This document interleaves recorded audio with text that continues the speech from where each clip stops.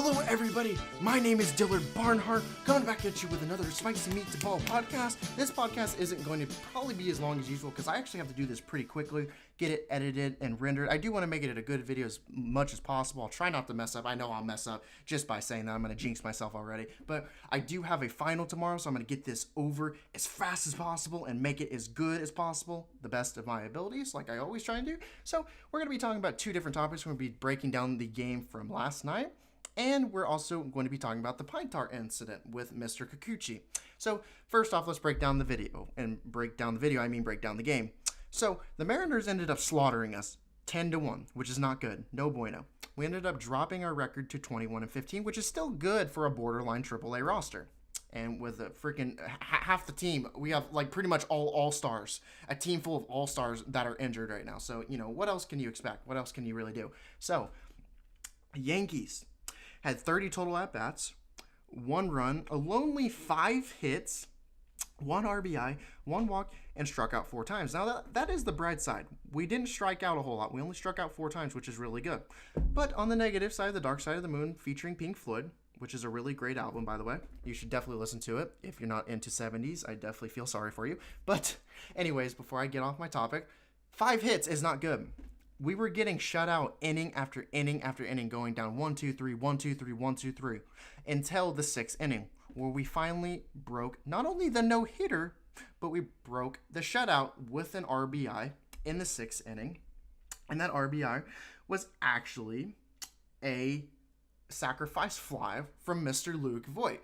And that was really, really good because as fans, let's be honest, it's a lot better to get blown out 10-1 than to get beat like 5-0 and it not only be a shutout, but it also be a no-hitter. Like, that's even worse. If you get no hit, you might as well just pack your bags and just move. Like, basically, it freaking just leave the continent. Just leave Earth and shoot your rocket directly into the sun.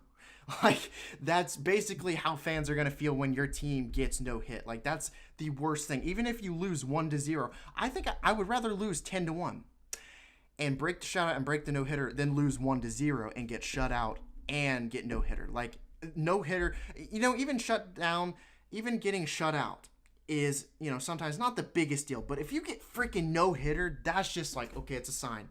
It's a sign. Just hang it up. Just hang it up. It's just done. Like, the season's canceled, basically. So it's definitely something that you don't want to experience and watch a full game. Watch your team get shut out. Just inning after inning after inning. Go 1-2-3, 1-2-3, you know, up, down, 1-2-3. It really sucks for hardcore fans watching that. So, was there really any positives about this game? The only positive that I can remember, other than the fact that we only struck out 4 times, which didn't really seem to matter since we only recorded a total of 5 hits and a 9 freaking inning, 27-out ball game, I would say the one positive is the fact that Tauchman was able to break the no-hitter in the 6th inning.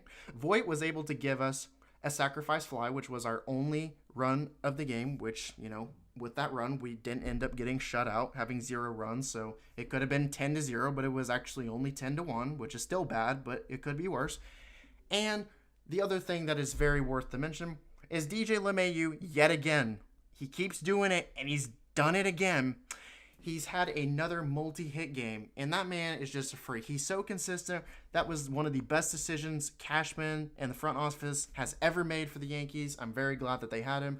A lot of people, I remember, were talking so much trash and so much garbage and spewing so much negativity about him being a product of Coors Field. Obviously, now we know everyone can shut their mouth. He is not a product of Coors Field. He's more than enoughly proved that. So, anyways, other than that, the pitching was not as great as well. Just like the offense, which was pretty much lackluster, the pitching was not good either. We had a total of 9 innings pitched. We gave up 14 hits, which is a ton of hits, 10 runs, 10 earned runs, 4 walks. We struck out 11 batters, which is pretty good. It's here and there sometimes, but, you know, when you're giving up 4 hits and giving up 10 runs, you kind of overlook the strikeouts. It doesn't really matter at the end of the day when you're still giving up 10 runs. And we gave up 3 home runs. And this is a massive number. This is pretty huge and very significant to look into. We had a total pitch count of 179. Our 3 pitchers, Lasagna, Sessa, and Barrett, threw 179 combined pitches, with 113 of those pitches being called strikes. So Lasagna ended up taking the loss, and I know his name isn't Lasagna. That's just what we call him. Yankees fans, if you guys know what I'm talking about, then you're an OG, you're a real gangster. But anyways, Mr. Lasagna has an ERA of 4.50. Sessa now has an ERA of 3.32. And Barrett, someone who probably should be sent back down to the minors to work on his fundamentals and the location of pitching, has a massive ERA of 14.73, which is no bueno. Not good at all. So, yeah, there really wasn't much to benefit out of this game. I do definitely want to say that all the Yankees fans that are freaking out, that expect us to win every game, it's baseball. 162 games, and that's not counting the Oktoberfest and possibly in November, the playoff season, postseason, the World Series, all that. It's 162 game series. We're not going to win them all. We've already won the first two, so we're 2-1. So we're good. Even if we lose tomorrow, we at least tied, which is better than nothing, especially with a borderline AAA minor league baseball team. So my point is that especially if we can get the win tomorrow, which I feel very confident that we can take the series and win 3 out of 4. That's excellent. We don't have to sweep these teams every time. As long as we win the majority of the games, or at least tie it every now and then, we're doing good and we're making progress, especially with a borderline AAA team. That's in my humble opinion. I feel like we're doing very well and progressing as a team, and that's pretty much all you can do at this point until we get all of our main starters back. So, other than that, I would also like to point out that in one of the innings, I can't remember off the top of my head exactly, I want to say it was the 7th inning because I can't remember exactly. It was either the 7th or 8th inning because I actually went to go eat downstairs. I got some Whataburger and I went down and watched a TV show for a little bit and then ate. So I wasn't actually able to see one inning for the Yankees, but it didn't matter because they really didn't do anything. But I just did kind of scroll back through it after I came back up just to see if anything happened, even though we didn't score any RBIs. But Mr. Gio Urshela, yet again, like he did about a week and a half ago, got hit in the hand by a pitch. He actually left the game with a left knee bruise from fouling the pitch off his leg. But the good news is, from multiple different sources, I was able to find that they did some x-rays for Mr. Gio Urshela, and thank God, just like when he got hit in the hand by a pitch, which this was, like I said, it was from a foul ball that went off his leg. X-rays were negative, so that's a good thing. He should be able to be day-to-day, and that's good news. So, the other topic that I wanted to talk about, and this is going to be very picky, and it's okay if you don't agree with me. Definitely let me know in the comment section what you think. But we're going to get into the pine tar situation. Now, first off, how do I feel about the pine tar? Just completely disregarding what's in the rule book, what do I feel about pine tar? I personally think pine tar is okay.